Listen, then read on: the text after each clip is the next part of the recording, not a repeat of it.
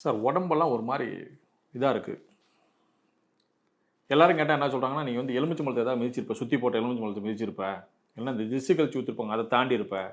இல்ல எவனுக்காவது செய்வன பண்ணிட்டு இருக்கும்போது நீ அத பார்த்திருப்ப. இல்ல கிராஸ் பண்ணி போயிருப்ப."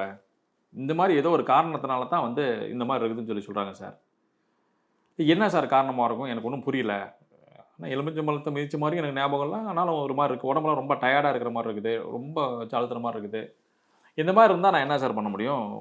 ஏதாவது வழி இருக்குதா? நான் தப்பிக்கிறதுக்கு ஏதாவது வழி இருக்கான்னா, எளிமையான ஒரு வழி இருக்குது. என்னன்னா, ஒரே நாள் 3 சிவன் கோயிலுக்கு போணும். இந்த 3 சிவன் கோயிலும் எப்படிப்பட்டதா இருக்கணும்னா, தினந்தோறும் பூஜை நடக்கக்கூடிய ஒரு சிவன் கோயிலா இருக்கணும். ரொம்ப பழமையான சிவன் கோயிலாவும் இருக்கணும். அந்த மாரி ஒரு 3 சிவன் கோயிலுக்கு போயிட்டு, எல்லா சிவன் கோயில்லயுமே குளங்கள் இருக்கும். ஒண்ணு அந்த குளத்தில குளிக்கணும். இல்ல அந்த குளத்தில குளிக்க முடியல அப்படின்னா, அங்க கிடைக்கக்கூடிய தீர்த்தத்த வாங்கி தலையில தெளிச்சுக்கணும். தெளிச்சுட்டு அந்த 3 விபூதியும் வாங்கி ஒண்ணா வச்சுக்கிட்டு, டெய்லி நெத்தியில வச்சுட்டு வரணும். அத மடிச்சு நீங்க படுக்குறீங்க பார்த்தீங்களா, அந்த தலையணைக்கு கீழ வச்சுரணும். கீழ வச்சுட்டு டெய்லி தூங்குறதுக்கு முன்னாடி எடுத்துட்டு, எனக்கு இருக்கக்கூடிய தோஷம் எந்த ரூபத்தில இருந்தாலும் விலகி போயிடணும்னு மனசார வேண்டிக்கணும். வேண்டிக்கிட்டு வச்சுட்டு ரெகுலரா வச்சுட்டு வந்து பாருங்க.